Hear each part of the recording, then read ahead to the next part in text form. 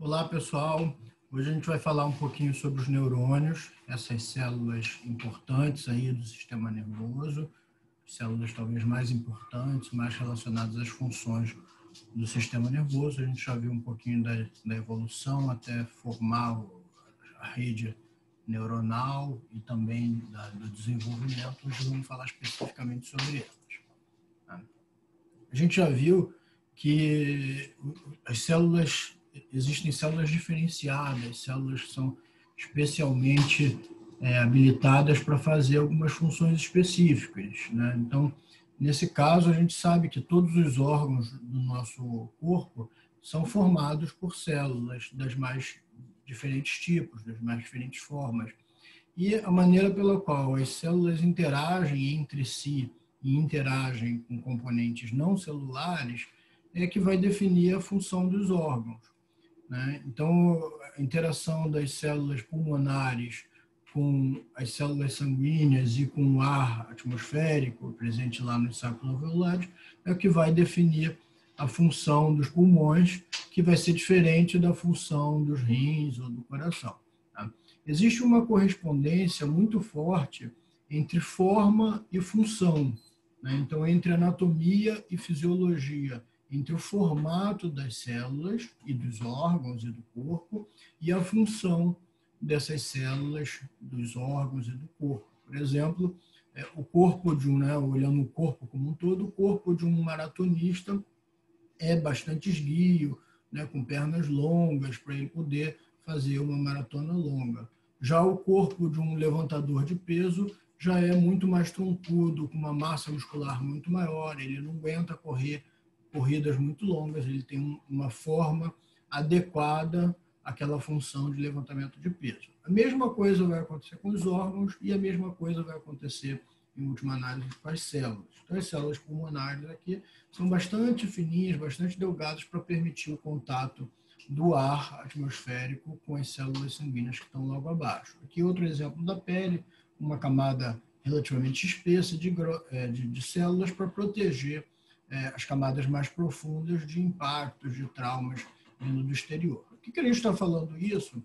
Para explicar, né, essa relação importante de forma e função dos neurônios. A gente já viu basicamente as funções primordiais dos neurônios, né, de captar, transmitir informação, né, processar essa informação e transmitir para a próxima célula. E como é que elas fazem isso? Então, são células altamente especializadas, a gente vai falar do formato delas já a seguir, né? Mas como é que ela faz essa função de transmitir essa informação?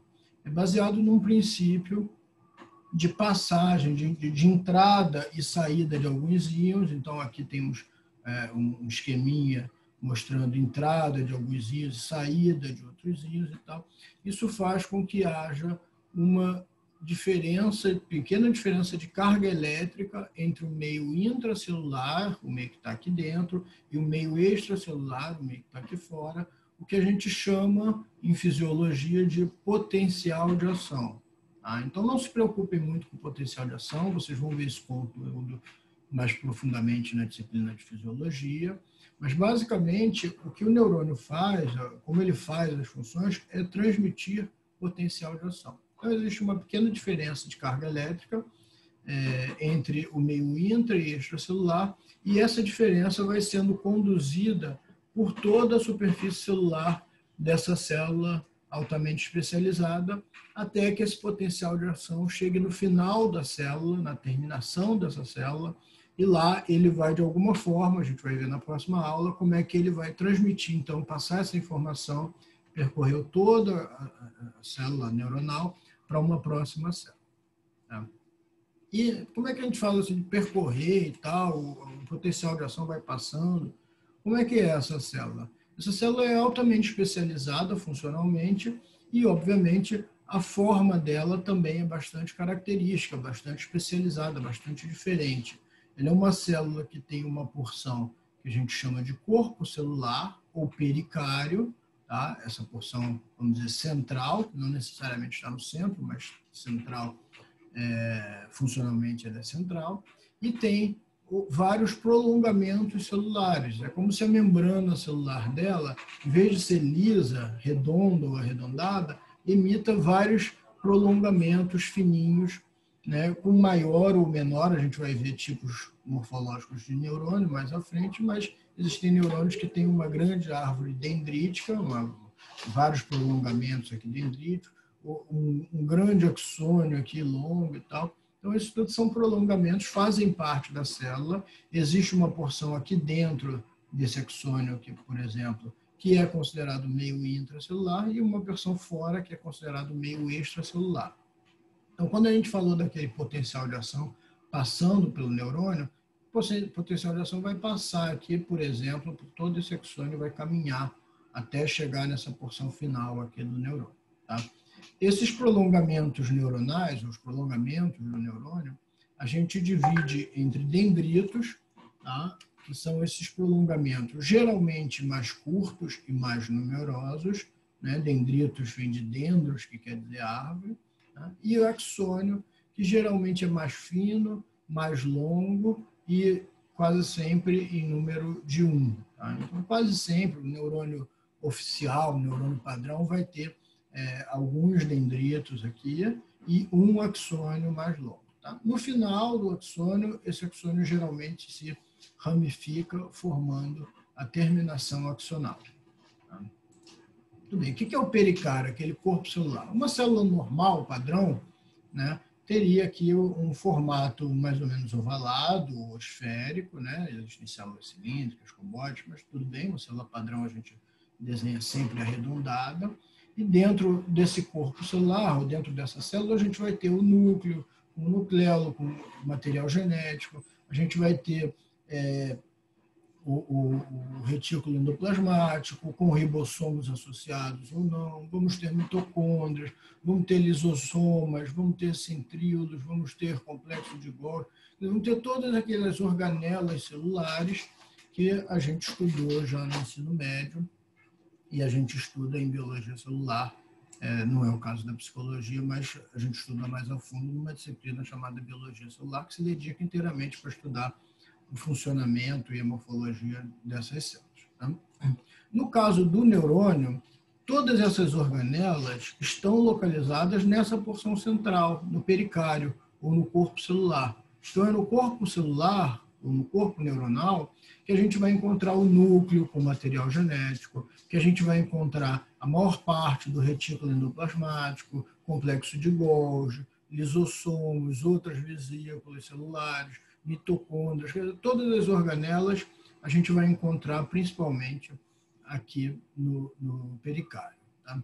Especificamente, os neurônios quase sempre vão ter um retículo endoplasmático muito abundante, uma grande quantidade de retículo endoplasmático associado a ribossomas, então aquele retículo endoplasmático rugoso, né, chamado antigamente de rugoso. Tá? Isso fez com que um histologista chamado Nissl observasse isso com uma coloração específica e descreveu, ele ainda não sabia que era os retículos endoplasmáticos, e descreveu como corpúsculo de Nissl. Tá? Então, a gente observa esses corpúsculos que se dá pela grande quantidade de retículo presente no corpo celular, no pericárdio. Nem todos os neurônios têm pericárdios iguais, têm corpos celulares iguais. A primeira coisa que chama a atenção é a variação de tamanho. Tá? Os neurônios não são iguais. Lembra que a gente falou que eles migram para uma região e lá se diferenciam e se tornam neurônios uns diferentes dos outros. Então, nós temos neurônios com corpo celular de tamanho aproximado de 4 micrômetros e outros com corpo celular de 120 micrômetros, quer dizer, uma escala muito grande de diferença entre os tipos neuronais. Além da diferença do tamanho do corpo celular, a gente tem diferenças de formato. Então, tem alguns neurônios que a gente chama de piramidais, esse daqui é tipicamente um neurônio do hipocampo, que tem um formato piramidal ou triangular, né? Neurônios com formato piriforme, esse aqui é um caso específico. Tá? Neurônios com formato esferoide, então neurônios com formato mais arredondado, e neurônios com o corpo celular em formato estrelados, esse daqui, que é aquele neurônio padrão, né? Neurônio motor padrão, que a gente sempre descreve usando mais ou menos esse formato, que tem um corpo celular com muitos dendritos partindo de diferentes regiões e acaba lembrando um ovo estrelado, ou uma estrela com várias pontas e tal. Tá? Então, varia o formato e o tamanho dos corpos neuronais. Bom, sobre os dendritos, é importante salientar que eles, funcionalmente, são importantes porque possibilitam uma expansão muito grande da superfície celular. Se a gente observar, imaginar aquela célula redonda padrão, ela tem uma superfície celular lá que a gente poderia medir, falar que são X micrômetros quadrados de superfície celular. Conforme a gente vai colocando esses prolongamentos, a gente aumenta a superfície celular dessa célula. Isso é muito importante para o neurônio, né? Especificamente para aqueles neurônios com grande árvore dendrítica. Por quê? Porque eles passam a fazer mais contatos com outras células, principalmente com outros neurônios. Tá? Então, eles podem captar informações ou passar informações, né, de diferentes neurônios. Então, o neurônio não recebe, quase sempre, ele não vai receber informação de um só neurônio, ele vai receber informação de 3, 10, 100, 1000 neurônios diferentes fazendo sinapse com ele. Para isso, ele precisa de uma superfície grande para entrar em contato com 3, 10, 100, 1000 outras células. Tá? Isso é importantíssimo. Esses neurônios que fazem muitas sinapses geralmente têm uma árvore dendrítica muito grande, tem muitas projeções dendríticas. Tá?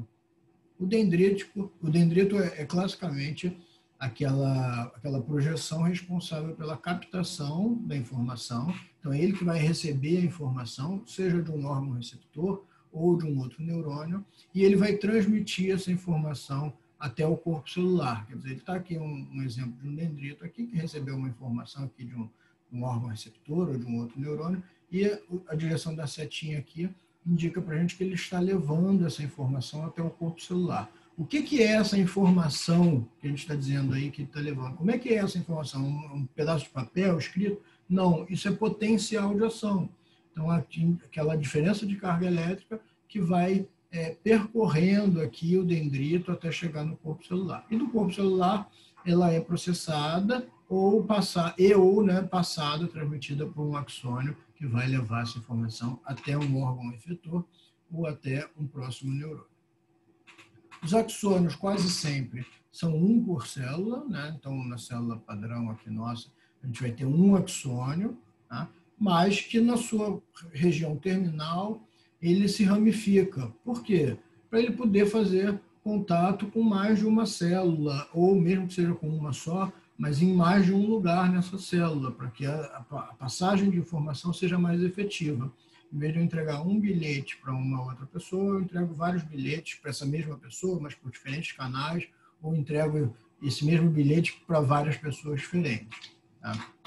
Então, essa é a porção que a gente chama de terminações axonais, né, que geralmente no finalzinho é um pouquinho mais dilatado. O axônio vem fino e tal, quando chega aqui no final, não sei se nessa imagem vocês conseguem ver, mas ele tem uma pequena dilatação para facilitar a passagem de informação para a próxima célula.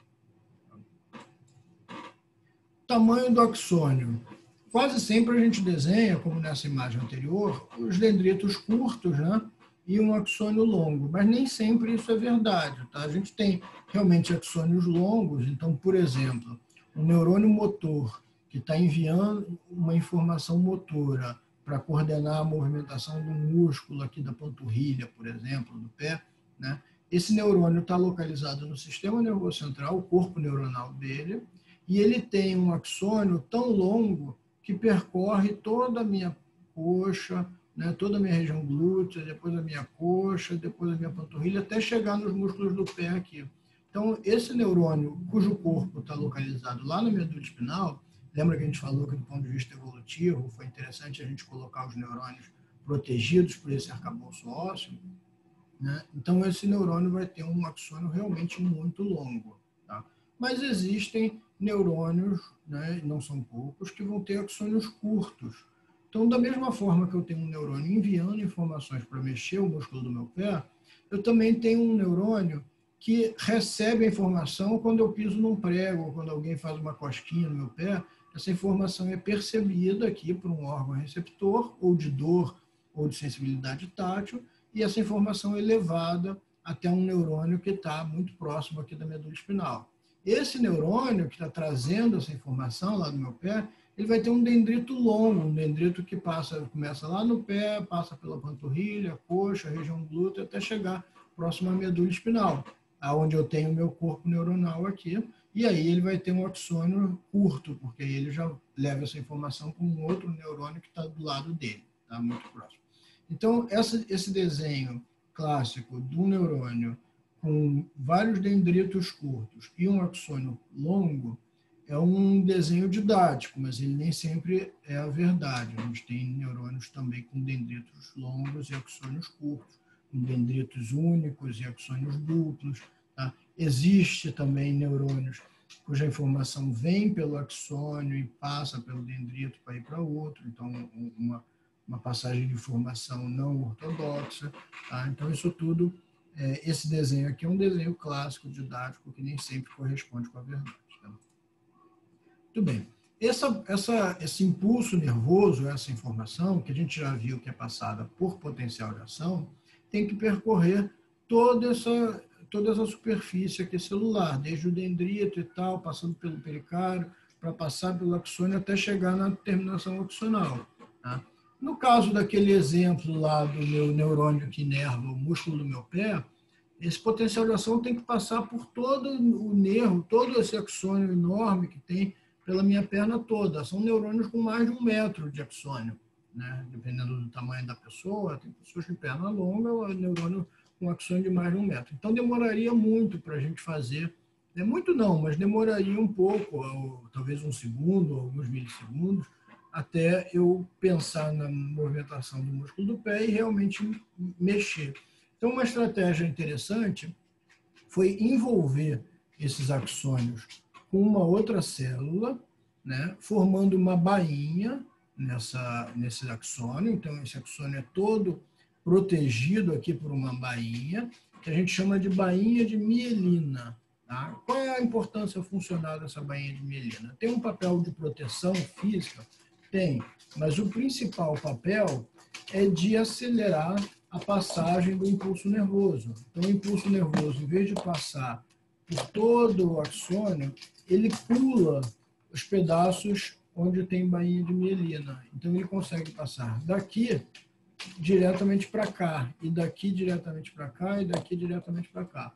Então, um axônio que morfologicamente tem 1 metro, né, de comprimento, ele funcionalmente ele vai ter alguns centímetros, porque a passagem da informação só percorre essas regiões, essas pequenas regiões não mielinizadas e já pula, né, a gente chama isso de impulso saltatório, ele já vai saltando dessa região para a próxima. E aí a passagem de informação é muito mais rápida e a gente consegue mexer o pé em frações de milissegundos após pensar em mexer o pé. Né? Muito bem, essa bainha de mielina é formada por células que se enovelam em torno do axônio. Tá? A gente vai estudar isso já na próxima aula, como é que funciona essas células, qual é o nome delas e tal. Mas é importante dizer que esses espaços, esses pequenos espaços aqui amielinizados, a gente chama de nódulos de Ranvier. Tá? Então, nesse caso de um neurônio com axônio mielinizado, né, a passagem do impulso é saltatório, passando de um nódulo de Ranvier para o próximo nódulo de Ranvier, para o próximo nódulo, até chegar nas terminações axonais de maneira bastante rápida. Muito bem, a gente classifica também os neurônios conforme a sua disposição dendrítica e axônica.